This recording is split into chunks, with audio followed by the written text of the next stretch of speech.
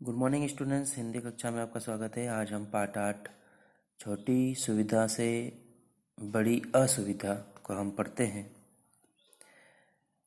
हमें पहले ही काफ़ी देर हो चुकी थी। हम सब, मैं, माँ और भैया तैयार होकर बैठे हुए थे, किंतु पापा थे कि अपनी मेज से उठकर ही नहीं आ रहे थे। उनका काम समाप्त ही नहीं हो रहा था। जाने कितने तो उन्हें पत्र लिखने होते हैं, फिर कागज़ों को फाइलों में लगाना होता था। इतने में उन्हें कुछ याद आ जाता और वे फ़ोन घुमाने लग जाते। मुझे लग रहा था कि वे ऐसे ही टालम टोल करते हुए शाम कर देंगे और फिर कह देंगे कि अब जाने का समय नहीं रहा, या फिर अपने मित्रों के घर तो जाएंगे, किंतु प्रियंक के घर जाने की बारी आएगी तो मुझे समझाने लगेंगे कि अब अंधेरा हो रहा है, हमें बहुत दूर लौटना है। प्रियंक के घर जाएंगे तो रात अधिक हो जाएगी, तुम देर से सोओगे तो कल सुबह जल्दी नहीं उठ पाओगे, स्कूल भी की बस निकल जाएगी, फिर स्कूल कैसे जाओगे, इस प्रकार से कहेंगे पापा। मैं सोचता हूँ तो समझ नहीं पाता कि बड़ों के पास अपनी इच्छाओं के अनुकूल इतने तर्क कहाँ से आ जाते हैं, या फिर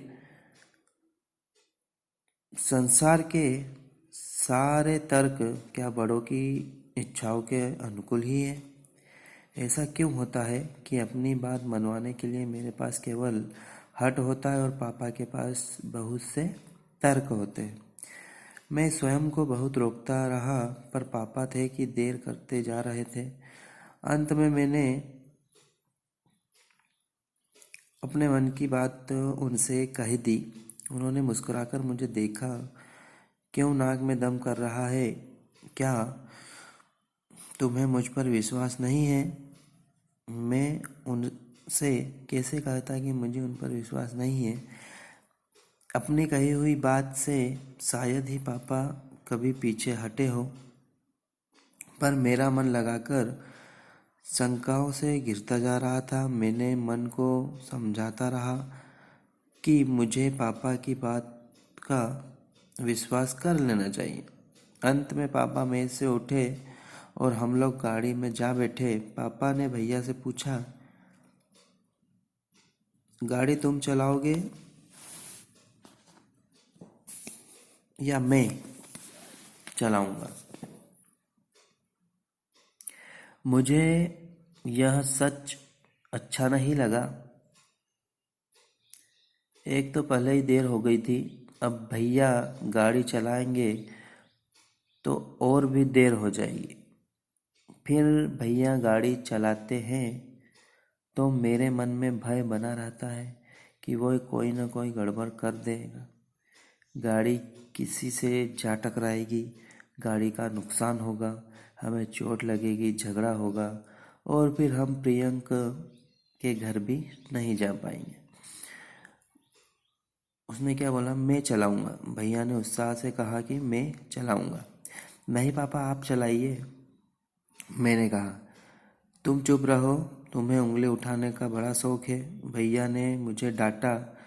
पापा हंसे। भैया के गाड़ी चलाने में तुम्हें क्या आपत्ति है? मुझे डर लगता है।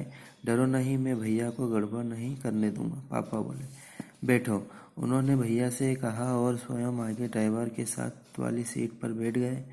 उन्होंने अपना दाहिना हाथ हैंड ब्रेक पर रखा और बोले, देखो शशांक, ब्रेक मेरे हाथ में है।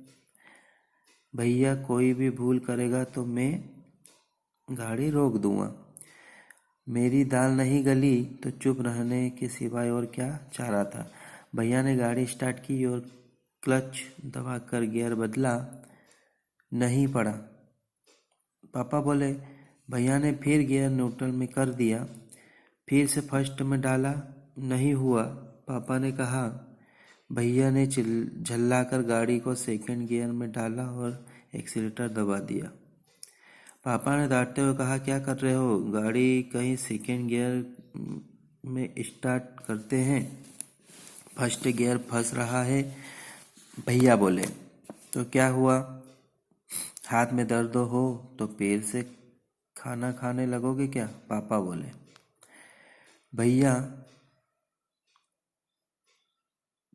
खिसिया गए, मतलब क्योंकि कल टैक्सी ड्राइवर ने सेकेंड गियर में गाड़ी नहीं उठाई थी क्या? तुम टैक्सी ड्राइवर हो या गाड़ी पुरानी समवेस्टर है? अपनी थोड़ी सी सुविधा के लिए गलत काम नहीं करना चाहिए। ठीक है स्टूडेंट, इसके आगे हम कल पढ़ेंगे।